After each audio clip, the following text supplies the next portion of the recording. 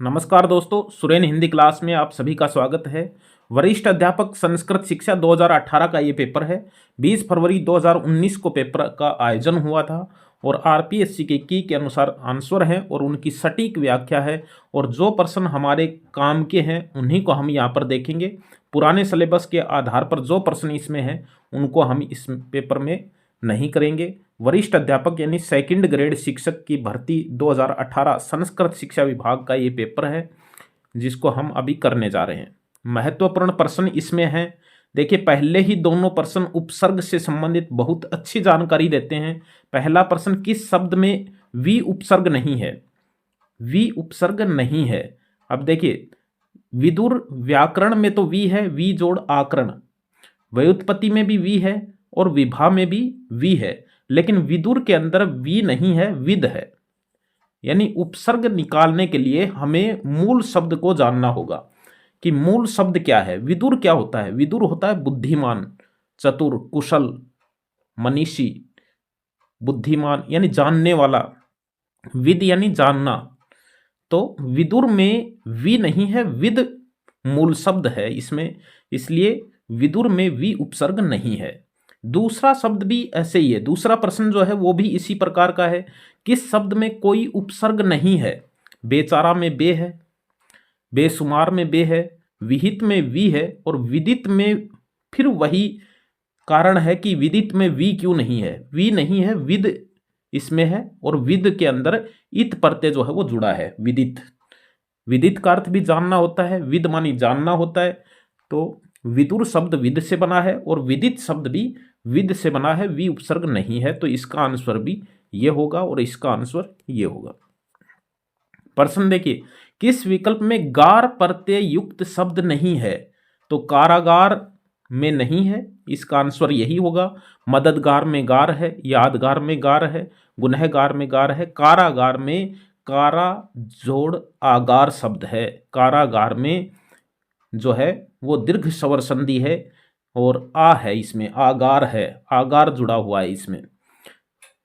4 का प्रश्न है, किस विकल्प में कृदंत, कृदंत यानी वो शब्द होते हैं जो कृत प्रत्यय से बने होते हैं। कृत प्रत्यय शब्द हैं। अब देखिए, कृत प्रत्यय क्या होते हैं? कृत प्रत्यय वो प्रत्यय होते हैं जो किसी क्रिया या धातु में जुड़ करके शब्द बनाते हैं, कृदंत शब्द कहलाते हैं। कृत प्रत्यय वो होते हैं जो किसी क्रिया या धातु, मूल धातु में जुड़ते हैं। प्रत्यय वो प्रत्यय कृत प्रत्यय कहलाते हैं। और हिंदी में कृत प्रत्ययों की संख्या 28 है। ये प्रश्न भी आया हुआ है, हिंदी में कृत प्रत्ययों की संख्या कितनी है? वो 28 है। और ये जो है वो क्रिया में या फिर क्रिया के मूल रूप में जो है वो जुड़ते हैं। तो इसमें करणीय शब्द में ही ये जो है कृत प्रत्यय जुड़ा हुआ है। शब्द देखिए, इनमें से किस विकल्प के सभी शब्द कृत प्रत्यय से बने हैं? कृत प्रत्यय मैंने बता दिया, वो प्रत्यय जो क्रिया शब्द में जुड़ते हैं या फिर क्रिया के मूल रूप यानी धातु में जुड़ते हैं। तो इसमें कारक और भगोड़ा में है। कारक में क्रिया है और क्रिया है ये, और भगोड़ा जो है उसमें भी भागना क्रिया होती है। तो ये कारक और भगोड़ा में जो है वो कृत प्रत्यय जुड़े हुए हैं। ये देखिए, निम्नलिखित में से किस विकल्प में परस्पर विलोम शब्द नहीं है? परस्पर विलोम शब्द नहीं है। इष्ट और अभीष्ट विलोम शब्द नहीं है, क्योंकि इसमें इष्ट की मतलब चाह होता है और अभीष्ट का मतलब विशेष चाह होती है, लक्ष्य। तो ये विलोम शब्द नहीं है। इसमें अभी शब्द जुड़ा है जिसका अर्थ होता है विशिष्ट, न कि अभाव। बाकी इसमें देखिए, उर, अनुर्वर इसमें अभाव है। आज़ादी, गुलामी इसमें भी विलोम है। और इप्सित और अनिप्सित में अन जुड़ गया है जो नहीं का अर्थ देता है। तो ये इष्ट और अभीष्ट जो है ये परस्पर एक दूसरे के अर्थ को बढ़ा रहे हैं, न कि विलोम शब्द का निर्माण कर रहे हैं। किस विकल्प के सभी शब्द परस्पर पर्यायवाची हैं? तो पावक अनिल में तो नहीं है, क्योंकि अनिल तो हवा होती है, पावक जो है वो पवित्र होता है। परस्तर मानी पत्थर होता है, उत्पल मानी कमल होता है, ये भी नहीं है। भुजंग सांप होता है और पनगारी जो है वो गरुड़ को कहा जाता है। पनग सांप होता है और अरि यानी शत्रु, सांप का शत्रु गरुड़ जो है इसका अर्थ होता है। दसन और रदन ये दांत के पर्यायवाची शब्द हैं। दोनों ही दांत के पर्यायवाची शब्द हैं। ये देखिए, किस शब्द में करण तत्पुरुष समास है? करण तत्पुरुष समास गुण से युक्त करण तत्पुरुष समास का उदाहरण है। पथभ्रष्ट, पथ से भ्रष्ट अपादान है इसमें। जीवन दान, जीवन के लिए दान संप्रदान तत्पुरुष समास है। और स्वर्ग पतित, स्वर्ग से पतित अपादान है। तो इसमें गुण से युक्त में जो है वो करण तत्पुरुष समास है। प्रश्न देखिए, बहुत अच्छे प्रश्न है इस पेपर के अंदर, और साहित्य के प्रश्न भी बहुत अच्छे हैं, और विधि से संबंधित, शिक्षण विधि से संबंधित भी बहुत अच्छे प्रश्न इसमें हैं। किस शब्द युगम का अर्थ भेद सुमेलित नहीं है? सुमेलित नहीं है। अब देखिए, द्वीप और द्वीप में ये दोनों सुमेलित हैं, हाथी और टापू। उद्धार में भी दानशील और दयालु जो है वो सुमेलित है। अवधि और अवधि ये जो है वो सुमेलित नहीं है। अवधि जो है वो समय सीमा को कहते हैं, और अवधि, अवध में ई जुड़ा है, अवध की भाषा, तो अवधि एक भाषा है। तो ये उल्टा सीधा है इसमें, इसलिए ये इसका आंसर हो जाएगा जो सुमेलित नहीं है। अविराम जो है वो लगातार होता है, निरंतर होता है, और अभिराम जो है वो सुंदर को कहा जाता है। नैनाभिराम, ये इससे शब्द बना है। 10 का देखिए, ऐसा रोग जो छूने मात्र से फैलता हो, वाक्यांश के लिए सार्थक शब्द है। तो वाक्यांश के लिए सार्थक शब्द है संक्रामक रोग। ऐसा रोग जो छूने मात्र से फैलता हो। शब्द देखिए, किस विकल्प के सभी प्रश्न वर्तनी की दृष्टि से शुद्ध हैं? वर्तनी की दृष्टि से शुद्ध शब्द जो है वो कौन से हैं? तो इसमें दृष्टा और गरिष्ठ जो है वो दोनों ही शुद्ध शब्द हैं। बाकी जब शब्द देखिए, इसमें उच्छिष्ट गलत है, दुरावस्था में दुरावस्था आएगा, आ नहीं आएगा, और ग्रहणी में गरिहिणी आएगा, इसलिए ये दोनों ही जो है वो शुद्ध शब्द हैं। व्याकरण की दृष्टि से कौन सा वाक्य अशुद्ध है? किसी को गाली देना ठीक नहीं है, ये तो सही है। वह सदैव सही समय पर आता है, ये भी सही है। पकड़े जाने पर वह औरत रोने लगी, ये भी सही है। और देखिए, वाक्य को पढ़ते ही उसमें त्रुटि नजर आने लगती है। जैसे वह पिछले महीने बार बार जयपुर जा आया है। जा आया नहीं, जाकर आया है, जाकर आया है। वह पिछले महीने बार बार जयपुर जाकर आया है, यहां पर अशुद्ध है ये वाक्य। मुहावरे से संबंधित प्रश्न है, इनमें से किस मुहावरे का भावार्थ सही नहीं है? किस मुहावरे का भावार्थ सही नहीं है? फटे हाल होना, बहुत गरीब होना, सही है। टका सा जवाब देना, साफ मना कर देना, ये भी सही है। घर बसाना यानी विवाह करना, ये भी सही है। पेट पर लात मारना, भयंकर चोट पहुंचाना, गलत है। पेट पर लात मारने का मतलब है किसी का रोजगार छीन लेना, नौकरी छीन लेना। बहती गंगा में हाथ धोना, मुहावरे का भावार्थ है बहती गंगा में हाथ धोना, यानी तेज बहती गंगा की धारा में कभी नहाना नहीं चाहिए, समय से लाभ उठाना चाहिए, ये सही है। यानी समय से लाभ जो है वो उठाना चाहिए। बहती गंगा में हाथ धोना का मतलब समय के ऊपर लाभ उठा लेना। अनेकार्थ शब्द का द्विज का कौन सा अर्थ असंगत है? यानी द्विज एक अनेकार्थक शब्द है, यानी अनेक अर्थ निकलते हैं। द्विज का मतलब होता है द्वि यानी दो, जय यानी जन्म, जिसका 2 बार जन्म होता है। दांत का होता है, पक्षी का होता है, चंद्रमा का होता है। लेकिन उत्तर क्या है? हाथ। हाथ इसका उत्तर आएगा, ये असंगत है। ये देखिए, भारतीय संघ की राजभाषा देवनागरी लिपि में लिखित हिंदी होगी। इस आशय का उल्लेख भारतीय संविधान की किस धारा में है? धारा 343 में है। और यह प्रश्न बहुत बार परीक्षाओं में आया हुआ है, एक बार नहीं बहुत बार आया हुआ है। खड़ी बोली हिंदी का विकास किस अपभ्रंश से हुआ? शौरसेनी अपभ्रंश से हुआ है। इनमें से कौन सी भाषा संविधान की 8वीं अनुसूची में सम्मिलित नहीं है? राजस्थानी है। राजस्थानी एक ऐसी भाषा है जो 8वीं अनुसूची में शामिल नहीं है, फिर भी इसको साहित्य अकादमी पुरस्कार मिलता है। यानी इस भाषा में साहित्य अकादमी पुरस्कार किसे मिलता है? उन 22 भाषाओं को मिलता है, उन 22 भाषाओं में लिखे हुए साहित्य को मिलता है जो संविधान में मान्यता प्राप्त हैं, 22 भाषाएं। लेकिन साहित्य अकादमी पुरस्कार 24 भाषाओं में मिलता है, जिसमें एक अंग्रेजी है और दूसरी राजस्थानी है। 22 और 2 24। अब हम प्रश्न पढ़ेंगे। इसमें जो भी प्रश्न हैं अब ये पुराने सिलेबस के ऊपर आधारित हैं, इसलिए हम इन प्रश्नों को छोड़ देते हैं एक बार, और हम पढ़ेंगे जो हमारे वर्तमान सिलेबस में शामिल जो प्रश्न हैं, हम उन्हीं को यहाँ पर पढ़ेंगे। ये देखिए प्रश्न संख्या 66 देखिए, अलंकार से संबंधित है, काव्य शास्त्र से संबंधित प्रश्न है। बेसर मोती दूती झलक परी अधर पर आनी, और पट पोंछती चूनो समझी नारी निपट अयानी। निम्नलिखित यानी उपर्युक्त पंक्तियों में कौन सा अलंकार है? तो इसमें भ्रांतिमान अलंकार है। कैसे है? क्योंकि बेसर यानी बेसर मोती, बेसर क्या है? बेसर है नाक का आभूषण। कहता है कि बेसर की चमक से मोती यानी बेसर के मोती में लगे दूती यानी उसकी चमक से अधर पर उसकी झलक पड़ती है, परछाई पड़ती है। तो नारी जो है वो ये समझती है, यानी नायिका ये समझती है कि कहीं चूना लगा हुआ है, तो वो पट पोंछती कपड़े से उसको पोंछने का प्रयास करती है। तो यहाँ पर समझी यानी भ्रांति होती है, उसको भ्रांति होती है कि कहीं ये चूना लगा हुआ है, तो वो कपड़े से पोंछने का प्रयास करती है। प्रश्न देखिए बहुत अच्छा प्रश्न है। निम्नलिखित में से कौन सा कथन गलत है? छंद से संबंधित है, और हमने छंद पढ़े भी हैं। पिछले कुछ दिनों से पहले 5 कक्षाएं छंद की पढ़ी हैं, जिसमें सारा छंद क्लियर होता है। हरि गीतिका के प्रत्येक चरण में 28 मात्राएं होती हैं, 16 भारा पर यति होती है और 28 मात्राएं होती हैं।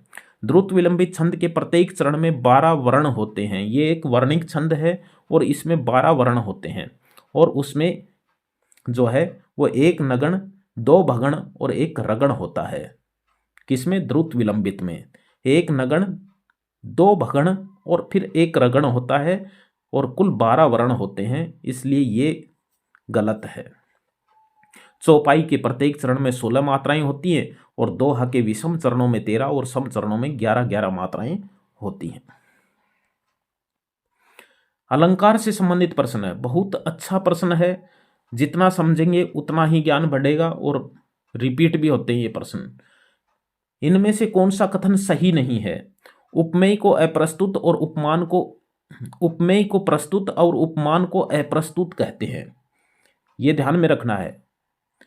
जहां प्रस्तुत पर अप्रस्तुत का अभेद आरोप किया जाए वहां रूपक अलंकार होता है। अभेद आरोप करने का मतलब है रूप एक कर देना। उपमेय और उपमान का रूप एक कर देना। रूप एक कैसे होगा? जब अभेद आरोप होगा। अभेद, भेद ही मिटा देना, रूप एक कर देना, रूपक अलंकार होगा।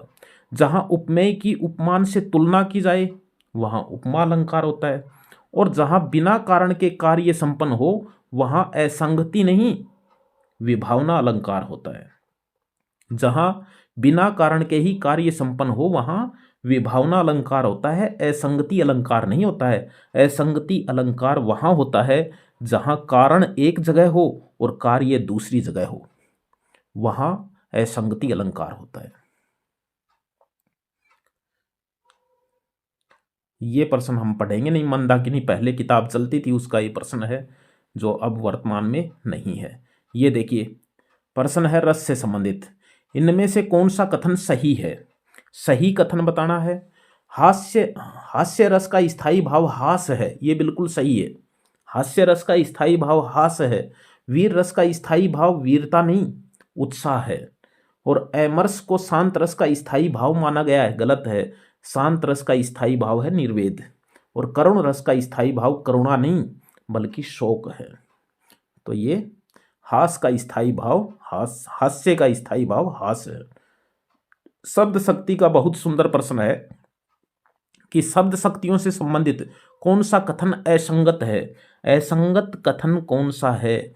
अभिधा शब्द शक्ति किसी शब्द के मुख्यार्थ या वाच्यार्थ का बोध कराती है, ये सही है। अभिधा शब्द शक्ति में मुख्यार्थ या वाच्यार्थ का बोध होता है। साक्षात सांकेतिक अर्थ का बोध कराने वाली शक्ति व्यंजना कहलाती है। गलत है, व्यंजना नहीं बल्कि साक्षात सांकेतिक अर्थ का बोध भी अभिधा शब्द शक्ति कराती है। लक्षणा शक्ति लक्ष्यार्थ का बोध कराती है और व्यंजना शब्द शक्ति द्वारा निष्पन्न अर्थ व्यंग्यार्थ कहलाता है और प्रतीयमान अर्थ भी इसको कहते हैं। व्यंजना शब्द शक्ति से जो अर्थ निष्पन्न होता है उसको व्यंग्यार्थ और प्रतीयमान भी कहा जाता है। प्रतीयमान, ये हमें ध्यान में रखना है। ये इसका उत्तर हो जाएगा। ये सही नहीं है क्योंकि साक्षात सांकेतिक अर्थ का बोध कौन सी शक्ति कराती है? अभिधा। तो ये ध्यान में रखना, अभिधा में 3 अर्थ होते हैं, मुख्यार्थ कह दो, वाच्यार्थ कह दो या साक्षात सांकेतिक अर्थ भी प्रकट करती है। ये देखिए, माधुर्य गुण से संबंधित प्रश्न है। माधुर्य गुण से संबंधित कौन सा कथन असंगत है? माधुर्य गुण से संबंधित कौन सा कथन असंगत है? माधुर्य गुण में सामान्यतः ट ठ ड ढ वर्णों का अभाव रहता है क्योंकि ये ओज गुण में होते हैं, माधुर्य में नहीं। ये माधुर्य में होंगे तो मधुरता भंग हो जाएगी। इसमें समास नहीं होते या अल्प समास युक्त पदावली होती है, छोटे समास जरूर होते हैं इसमें चित्त को द्रवित करने की विशेषता होती है, ये भी सही है। इसमें हास्य और अद्भुत रस का प्रयोग होता है, ये गलत है। यानी माधुर्य गुण में हास्य और अद्भुत रस का प्रयोग नहीं होता है। ये देखिए, एक और प्रश्न आ गया रस से संबंधित कि इनमें से कौन सा कथन गलत है? विभाव, अनुभाव, संचारी भाव रस के प्रमुख घटक हैं, ये तो सही है। विशिष्ट भावों को विभाव कहते हैं, विशिष्ट भावों को विभाव कहते हैं? नहीं, विशिष्ट भावों को विभाव नहीं कहते। विभाव तो काव्य में किसी वस्तु या विषय के वर्णन को पढ़ने से जो भाव उत्पन्न होता है उसे विभाव कहते हैं। विभाव 2 प्रकार के होते हैं, उद्दीपन और आलंबन। संकुक का, तो ये इसका उत्तर हो जाएगा, विशिष्ट भावों को नहीं कहते हैं। जो मन में भाव उत्पन्न होते हैं उसके कारणों को विभाव कहते हैं। किस कारण से भाव उठे वो विभाव होते हैं। वो 2 प्रकार के होते हैं, आलंबन और उद्दीपन। संकुक का रस निष्पत्ति विषयक अनुमितिवाद कहलाता है और अभिव्यक्तिवाद अभिनव गुप्त से संबंधित है। ये देखिए प्रश्न, देखिए, काव्य रीति के संदर्भ में कौन सा कथन, निम्नलिखित कथन किसका है? तो काव्य रीति तो आपको ध्यान में रखना है, वामन से संबंधित है। यानी विशिष्टापद रचना रीति, विशेषो गुणात्मा किसकी पद रचना है? ये वामन की है, ये वामन सी की है। ये देखिए प्रश्न बहुत अच्छा है, काव्य दोष के प्रश्न आ गए हैं। काव्य दोष का प्रश्न है कि राजन देहु तुरंग मोही, कि हे राजा मुझे घोड़ा दो, अथवा देहु मतंग, अथवा हाथी दे दो। तो इस पंक्ति में इनमें से कौन सा काव्य दोष है? तो इसमें दुष्कर्मत्व काव्य दोष है। दुष्कर्मत्व क्यों है? क्योंकि दुष्कर्मत्व उस पंक्ति में होता है जहां लोक परंपरा शास्त्रीय विधि के विरुद्ध बात हो। तो इसमें विरुद्ध बात है कि घोड़ा कम पैसे का होता है और हाथी ज़्यादा पैसों का होता है। हाथी घोड़े से महंगा होता है, इसलिए हाथी को पहले मांगना चाहिए कि भाई या तो हाथी दे दो, हाथी नहीं दो तो घोड़ा दे दो। लेकिन इसमें कहता है घोड़ा दो या फिर हाथी दो।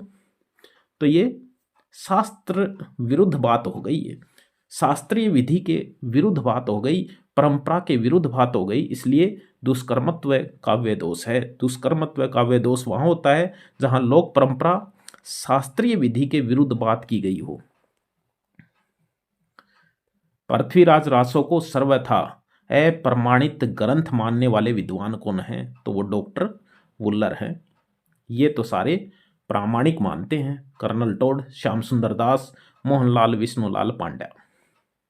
ये देखिए, किस विकल्प में रचना और रचनाकार सुमेलित नहीं है? सुमेलित नहीं, वर्ण रत्नाकर ज्योतिश्वर ठाकुर की है।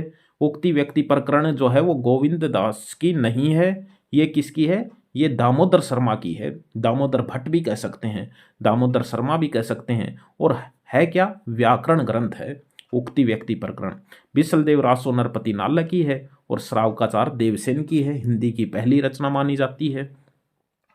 ये देखिए एक और प्रश्न आ गया है काव्य दोष से संबंधित और बहुत अच्छा प्रश्न है। उत्तर बता देता हूं, कलिष्ठ तव है। क्यों है? ये इस पंक्ति को पढ़ने से पता चलेगा। जिस काव्य पंक्ति जहां जहां शब्द का अर्थ बड़ी खींचतान करने पर समझ में आता है वहां कलिष्ठ तव काव्य दोष होता है। जहां शब्द का अर्थ समझने में बड़ी कठिनाई होती है वहां कलिष्ठ तव काव्य दोष होता है। इसका अर्थ बड़ी मुश्किल से समझ में आता है। अब देखिए, वेद नखत ग्रह जोरी अरध करी सोई बनत अब खात। कहता है कि वेदों को, नक्षत्रों को, ग्रह को, इन सारों को जोड़ लो और जोड़कर अर्ध करी आधा कर दो और जो बनता है उसको खा लो। ये इसका अर्थ है। बड़ा मुश्किल अर्थ है। कैसे है? क्योंकि वेद 4 होते हैं, नक्षत्र जो है वो 27 होते हैं और ग्रह जो है वो 9 होते हैं। इनको जोड़ते हैं तो 40 होते हैं। और कहता है कि अर्ध करी आधा जो है वो 20 होता है और 20 को इसने 20 नहीं विष माना है और कहता है विष को तुम खा लो। तो अर्थ जो है वो बड़ा कठिनाई से निकल रहा है, इसलिए कलिष्ठ तव दोष है। कौन निकाले इतना जोड़ करके? कहता है वेद नखत ग्रह जोरी, चारों को जोड़ लो, नक्षत्र यानी 27 को जोड़ लो और 9 को जोड़ लो, 40 होंगे। अर्ध करी आधा करो, 20 होंगे। अब 20 को ये कहता है विष। कहता है सोई बनत अब खात, जो बन गया है उसको खा लीजिए। कलिष्ठ तव काव्य दोष है। कहता है इसमें विदर्भी क्या रीति है? विदर्भी, गोड़ी, पांचाली, ये क्या है? ये वामन के अनुसार 3 रीति हैं। वैदर्भी रीति से संबंधित कौन सा कथन सही नहीं है? वैदर्भी रीति का आधार प्रसाद गुण है, ये सही नहीं है क्योंकि वैदर्भी रीति माधुर्य गुण से संबंधित है, उसमें मधुरता होती है, माधुर्य गुण से संबंधित है, इसलिए ये गलत है। इसमें अल्प समास या लघु समास युक्त पद होते हैं, इसमें सुकुमार पदावली होती है, इसमें महाप्राण या संयुक्त व्यंजनों का अभाव रहता है। ये देखिए, आदि काल को सिद्ध सामंत काल किसने कहा है? राहुल सांकृत्यान ने कहा है। भैया राहुल सांकृत्यान ने कहा है। ये देखिए, रचना काल की दृष्टि से कौन सा विकल्प असंगत है? असंगत है नूर मोहम्मद हंस जवाहिर असंगत है। बाकी कुतुबन की मर्गावली है, उस्मान की चित्रावली है, मंजन की मधुमालती है, ये हमने खूब पढ़े हैं। ये देखिए, सुने घर का पाहुना जू आया त्यों जाओ, और कबीर की उक्त साखी के अनुसार जीवात्मा का इस संसार से खाली हाथ लौटने का क्या कारण बताया है? तो इसमें बताया है प्रेम, प्रभु प्रेम का रसास्वाद नहीं लेने के कारण। यानी प्रभु प्रेम का यदि हम रसास्वादन नहीं लेंगे तो फिर रहने का कोई मतलब नहीं है। गोस्वामी तुलसीदास की इन रचनाओं में से किस रचना में ब्रज भाषा का प्रयोग है? तो इसमें कवितावली में है। क्यों है? देखो, हमें ध्यान में रखनी है, उन्होंने ब्रज भाषा में भी लिखी हैं, अवधि में भी लिखी हैं। अवधि में कौन सी लिखी हैं? जिनमें राम और मंगल नाम आता है। जिन रचनाओं में राम और मंगल नाम आता है वो सारी अवधि भाषा में लिखी हुई है, ये ध्यान में रखना है। राम लला नस्तु, रामचरित मानस, जानकी मंगल, पार्वती मंगल, ये सारी किस्में हैं, ये अवधि भाषा में है। जिनमें राम नाम और मंगल नाम आता है वो अवधि भाषा में है। शेष जितनी रचनाएं हैं वो ब्रज भाषा में है, ये ध्यान में रखना है। प्रश्न आता है, हर परीक्षा में ऐसा प्रश्न आता है, कौन सी ब्रज भाषा में है, कौन सी ब्रज भाषा में नहीं है, कौन सी अवधि में नहीं है, इस तरह से प्रश्न जो है वो आता है। इनमें रचना और रचनाकार से संबंधित कौन सा विकल्प असंगत है? असंगत है हित तरंगिनी सेनापति की नहीं है, कवित रत्नाकर है सेनापति की, रास पंचाधाई नंददास की है, विज्ञान गीता केशवदास की है और ध्यान मंत्री अग्रदास की है। बिसलदेव रासो की नायिका कौन है? बिसलदेव रासो की नायिका राजमती है। ये देखिए, प्रश्न रचनाओं के आगे जो रचनाएं शामिल हैं, कहानियां शामिल हैं, उनके प्रश्न भी हैं कि हाँ 2-3 दिन हुए हैं मैं यहाँ पढ़ने आया हूँ, जहाँ लक्ष्मी कैद कहानी में ये कथन किसका है? ये गोविंद का है। हम इनको जल्दी देख लेते हैं थोड़ा।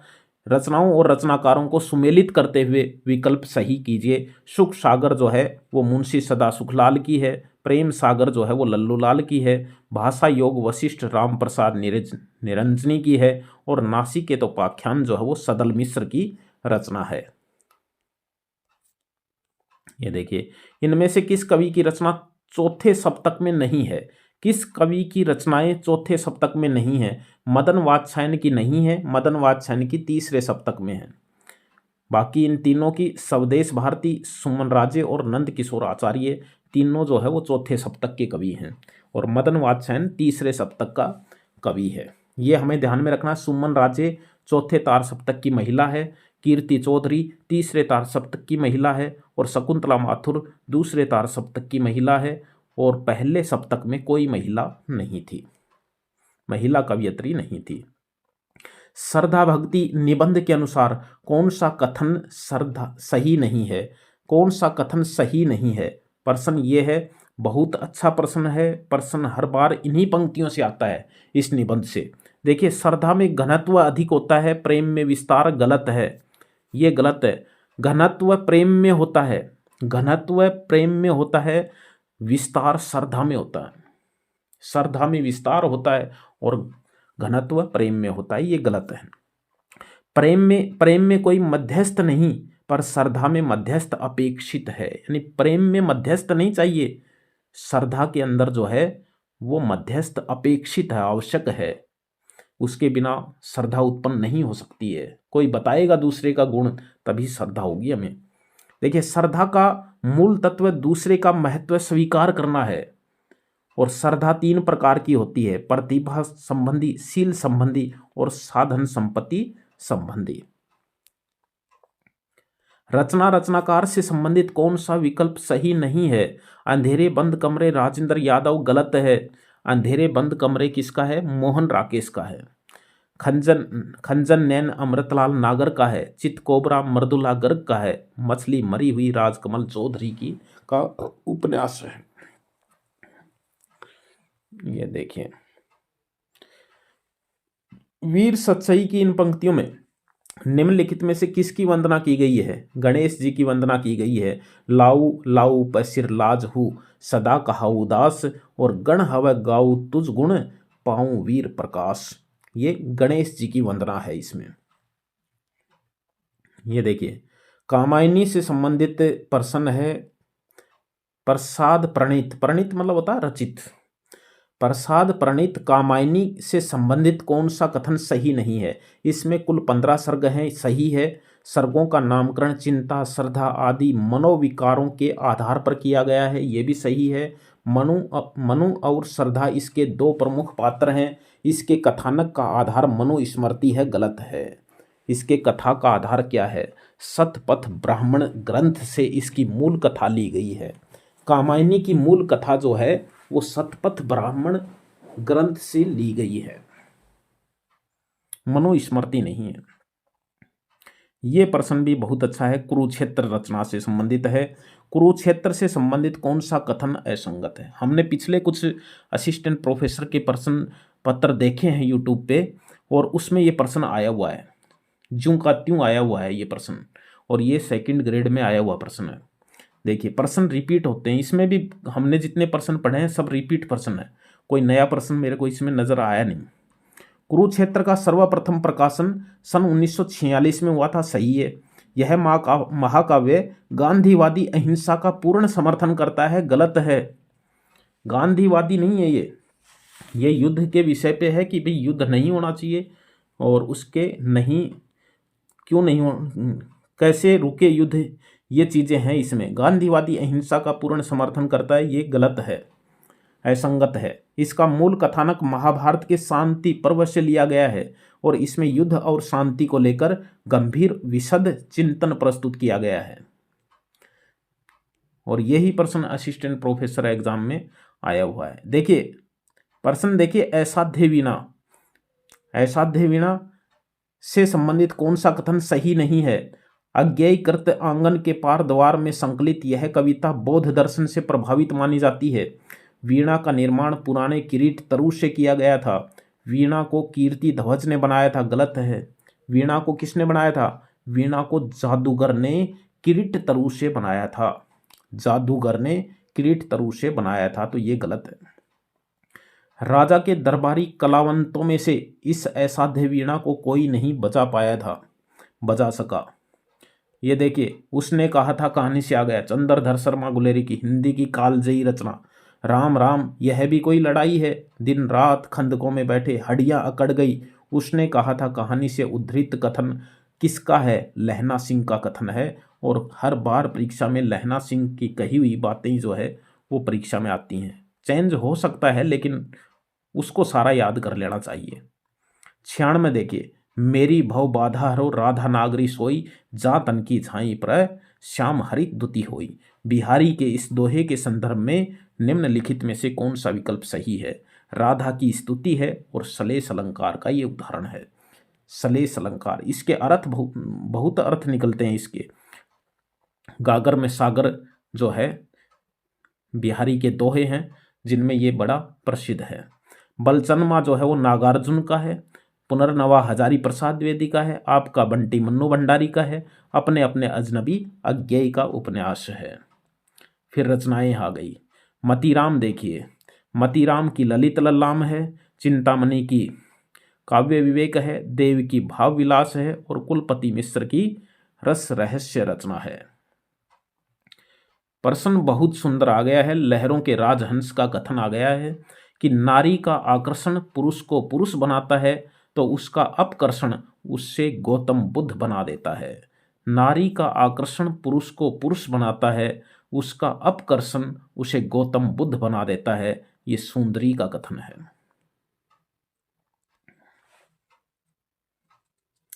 ये देखिए, प्रश्न 100 का प्रश्न देखते हैं हम। ये रचनाओं के प्रश्न है। तुलसीदास कविता किसकी है? निराला की है। स्वर्ण धुली जो है वो पंत की है। नीरजा महादेवी वर्मा की है। आंसू प्रसाद की रचना है। मोहन राकेश की कहानी एक और जिंदगी के बारे में कथन सही है। कथन सही पूछा है इसमें, सही है, कथन सही है। इसमें आज के तनावपूर्ण दाम्पत्य संबंधों का यथार्थवादी चित्रण है। तनावपूर्ण दाम्पत्य संबंधों का यथार्थवादी चित्रण है। इसमें प्रकाश और बीना की कहानी है। प्रमुख पात्र है प्रकाश और उसकी शादी होती है बीना से। दोनों के विचार मिलते नहीं हैं, हो जाता है क्या? तनावपूर्ण संबंधों का यथार्थ चित्रण है। ये है। कथानक पौराणिक है? नहीं है। ऐतिहासिक पृष्ठभूमि पर भी नहीं लिखी गई। आदर्शवादी जीवन भी नहीं है।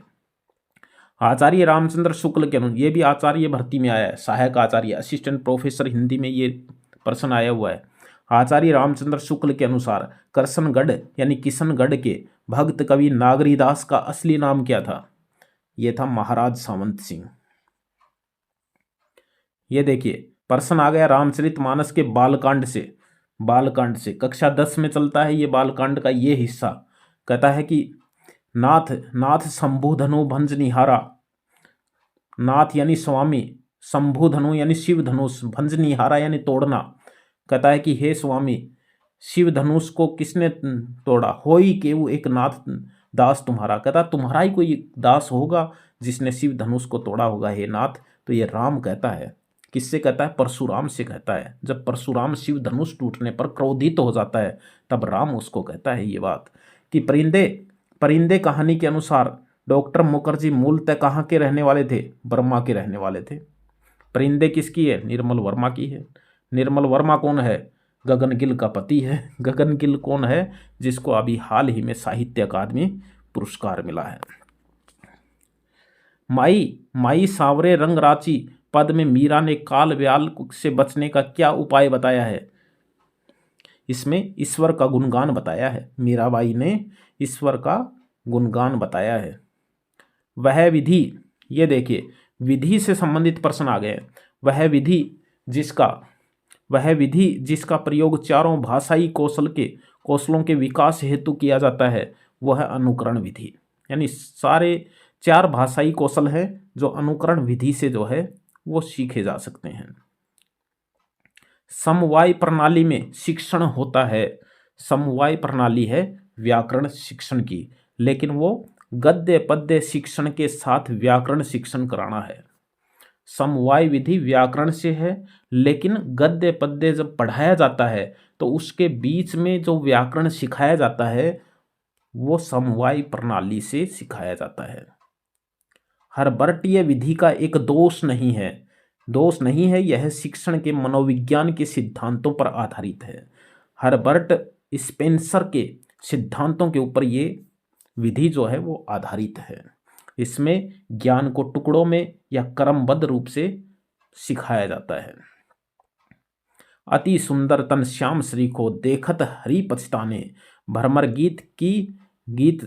गीत सार की इस पंक्ति में किसके सुंदरतन का वर्णन है? तो ये उद्धव के सुंदरतन का वर्णन है। इसमें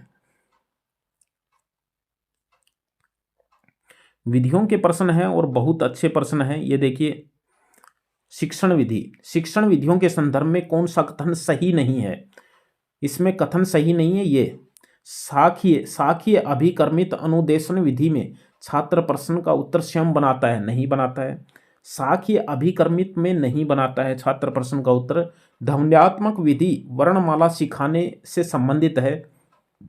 व्याख्यान विधि में विभिन्न प्रयोगों व दृष्टांतों का उपयोग किया जा सकता है और भाषण शिक्षण यंत्र विधि में सीता वाद्य आदि यंत्रों का प्रयोग किया जाता है।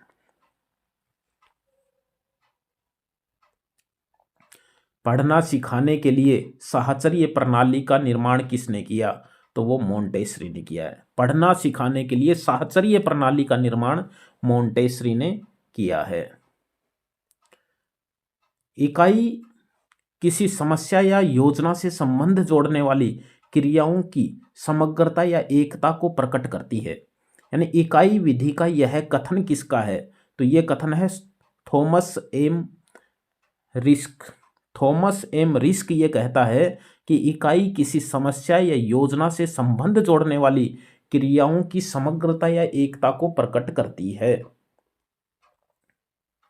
प्रश्न देखिए, प्रश्न है भाषा संसर्ग विधि का प्रश्न है ये कि यदि हम चाहते हैं कि विद्यार्थियों का भाषा पर पूरा अधिकार हो तो उन्हें ऐसे लेखकों की रचनाएं पढ़ने को दी जाएं जिनका भाषा पर अच्छा अधिकार हो। यह कथन किस शिक्षण विधि के संदर्भ में कहा गया है? भाषा संसर्ग विधि। भाषा संसर्ग विधि में ऐसा ही कहा जाता है कि विद्यार्थियों को यदि भाषा पर पकड़ बनानी है तो ऐसे लेखकों की रचनाएं दी जाएं जिनका भाषा पर अच्छा अधिकार हो।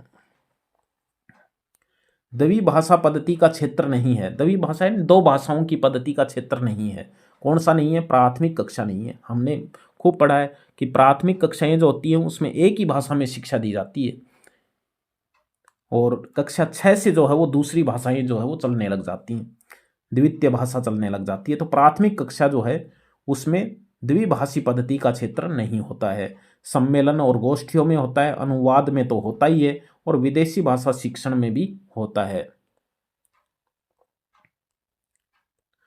बोलना मनुष्य को पूर्णता तक पहुंचाता है, लेकिन सिखाना आदमी को परम शुद्ध बनाता है। लेखन कौशल के संबंध में यह कथन किसका है? तो ये बेकन का कथन है। बोलना मनुष्य को पूर्णता तक पहुंचाता है, लेकिन लिखना आदमी को परम शुद्ध बनाता है। बेकन का कथन है। लेखन कौशल से संबंधित है। लेखन कौशल से संबंधित प्रश्न है। अशुद्ध उच्चारण का कारण है। अशुद्ध उच्चारण का कारण है। ये डिलीट प्रश्न है, ये डिलीट प्रश्न है। हम डिलीट प्रश्नों को इसमें नहीं पढ़ने वाले हैं। सूक्ष्म अध्यापन नियंत्रित अभ्यास का सूत्र है जिसमें एक विशिष्ट अध्यापन व्यवहार को नियंत्रित दशाओं में सीखना संभव है। यह कथन है एलन एवं ईव का कथन है। और बहुत सरल और अच्छा प्रश्न, रिपीट होने वाला प्रश्न। सूक्ष्म शिक्षण चक्र की अवधि है 36 मिनट अवधि है। इकाई योजना का पद नहीं है, यानी इकाई योजनाएं जो होती हैं उसमें जो पद होता है उसमें कौन सा पद नहीं है? प्रस्तावना प्रश्न लिखना उसमें पद नहीं है। प्रस्तावना प्रश्न लिखना पद नहीं है। संपूर्ण इकाई को उपविभागों में बांटना, उपविभागों के उद्देश्य निर्धारित करना और शिक्षक शिक्षार्थी क्रियाएं निश्चित करना। प्रस्तावना प्रश्न लिखना नहीं है। श्रुत लेखन विधि का उद्देश्य नहीं है। श्रुत लेखन विधि क्या है? सुन करके लिखना। उस विधि का उद्देश्य कौन सा नहीं है? देखिए, लेखन गति का विकास करना ये तो है, लिखना ही तो सिखाया जाता है। लेखन गति का विकास करना, वाचन गति का विकास करना नहीं है। वाचन का मतलब होता है वाचना, वाचन करना, पढ़ना, वो नहीं सिखाया जाता उसमें।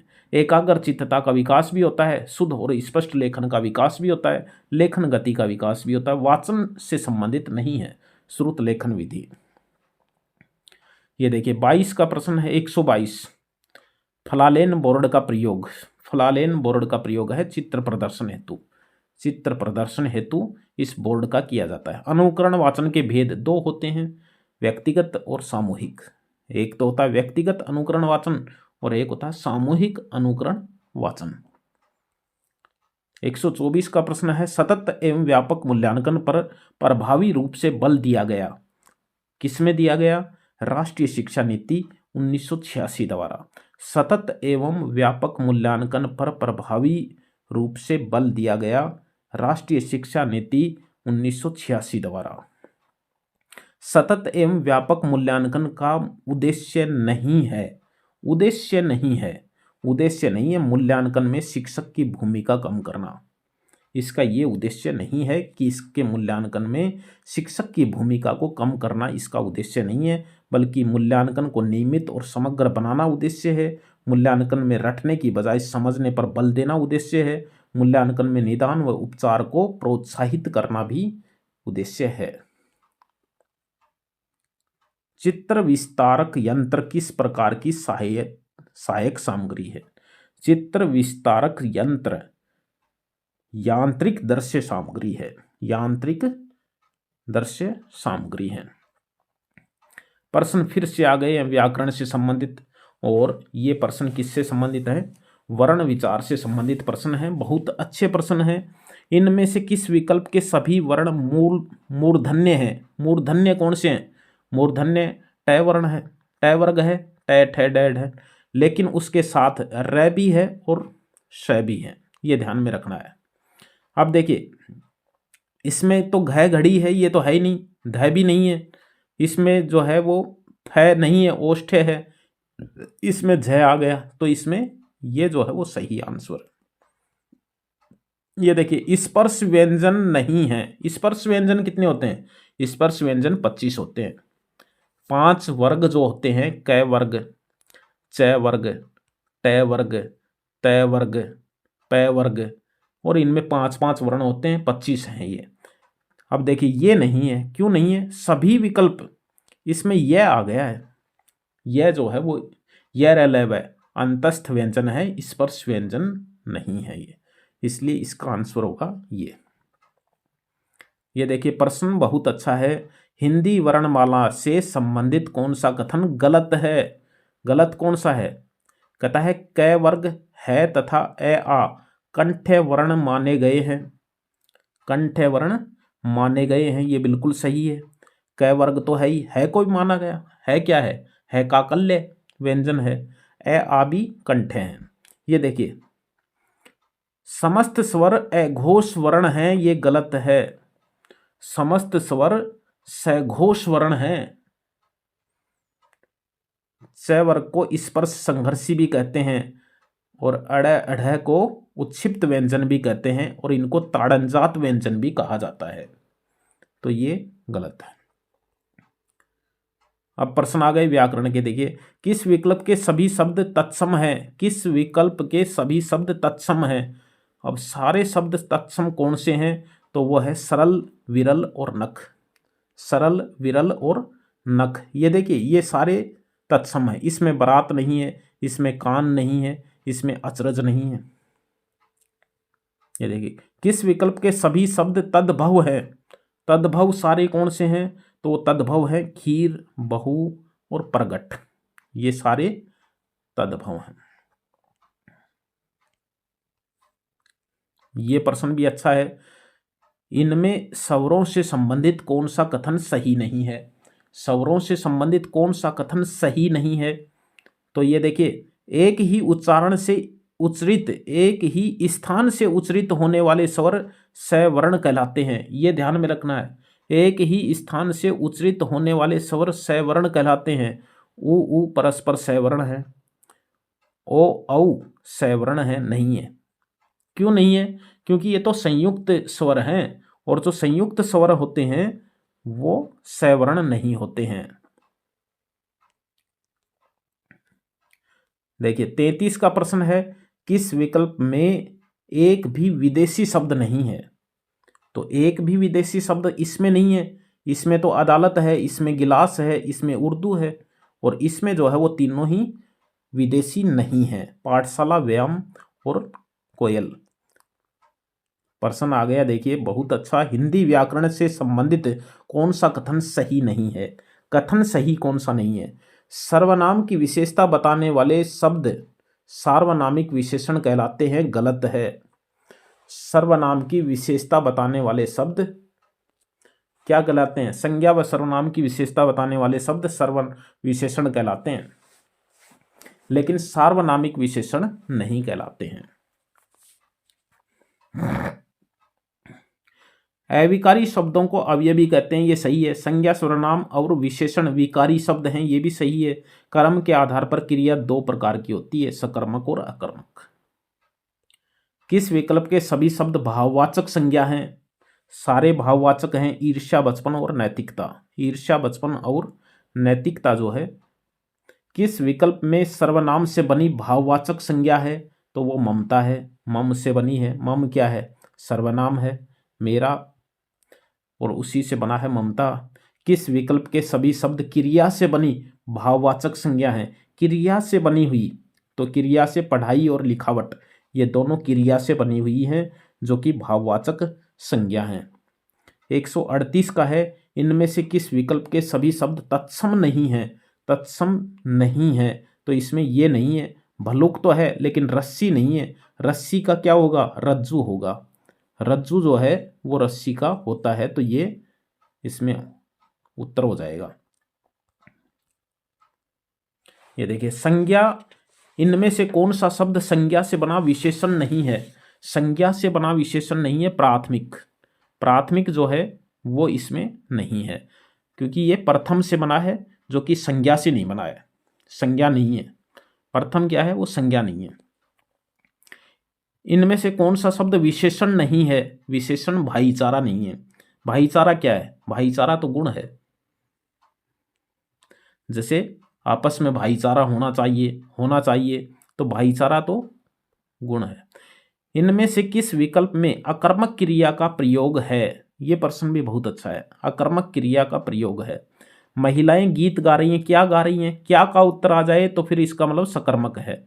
क्या गा रही हैं? गीत गा रही हैं। बालक पतंग उड़ा रहा है, क्या उड़ा रहा है? पतंग उड़ा रहा है। किसान फसल काट रहा है, क्या काट रहा है? फसल काट रहा है।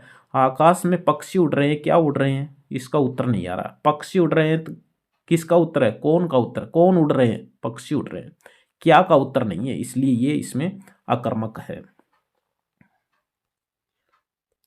किस विकल्प में मध्यम पुरुष का प्रयोग हुआ है? मध्यम पुरुष का प्रयोग हुआ है। मैंने तो उत्तम पुरुष है, उसने उनसे कहा था, ये तो अन्य पुरुष है।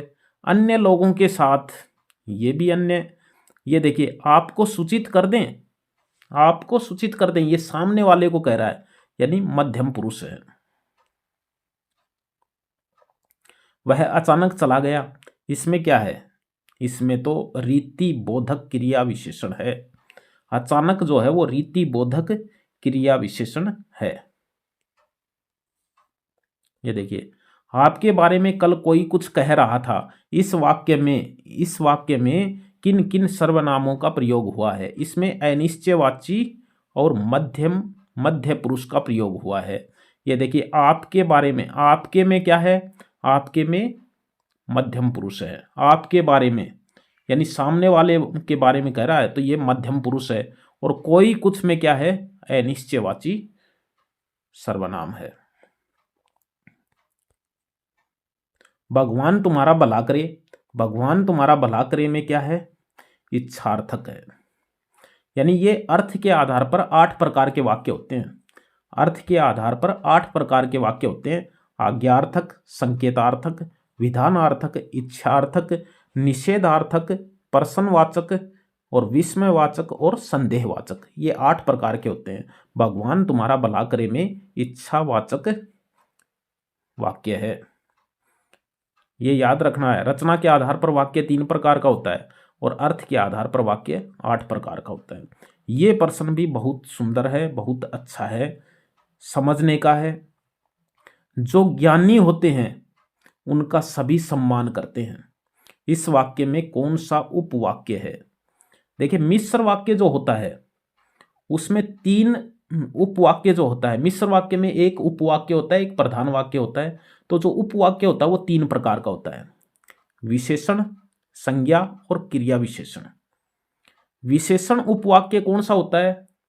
जिसमें जो का प्रयोग हो जाए, जिसमें जो, जिसे, जिसको, यानी जिस, जिससे, जिसको, जिसने, जो, यदि ऐसे वाचक शब्द आ जाएं, योजक शब्द आ जाएं जो जोड़ते हैं वाक्य को, तो विशेषण उपवाक्य कहलाता है। उसमें जो वाक्य है वो विशेषण उपवाक्य है। इसका उत्तर विशेषण उपवाक्य होगा क्योंकि इसमें जो आ रहा है। और यदि जोड़ जो होता है वाक्य में, योजक जो शब्द होते हैं उसमें की आ जाए तो वो संज्ञा उपवाक्य होता है। जैसे महात्मा गांधी ने कहा कि, तो वो संज्ञा उपवाक्य होगा। क्रिया विशेषण उपवाक्य को किस में होता है? जिसमें ज्यों ज्यों, जैसे जैसे, जैसा वैसा, उसमें क्रिया विशेषण उपवाक्य होता है। तो इसमें कौन सा है? इसमें तो जो आया हुआ है, जो ज्ञानी होते हैं, तो विशेषण उपवाक्य है। ये देखिए प्रश्न आते हैं ये परीक्षा में। इसमें संयुक्त वाक्य कौन सा है? संयुक्त वाक्य तो हम जयपुर गए और वहां 4 दिन रुके, तो और का प्रयोग हो गया, ये संयुक्त वाक्य है। प्रश्न आ गया दोबारा से, मैंने कहा था प्रश्न आ गया दोबारा से कि इनमें क्रिया विशेषण आश्रित उपवाक्य किस विकल्प में है?